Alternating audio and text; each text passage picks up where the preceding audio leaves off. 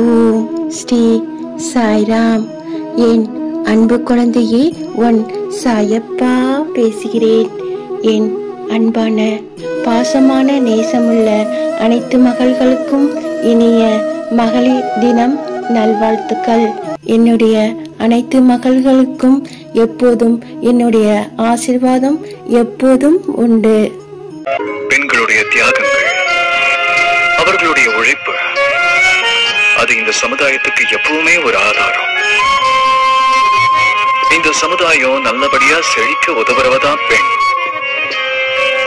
இன்னைக்கு பெரிய பெரிய முடிவுகளை பெண்களை எடுக்க விடுறோம், அன்னைக்குதான் இந்த சமுதாயம்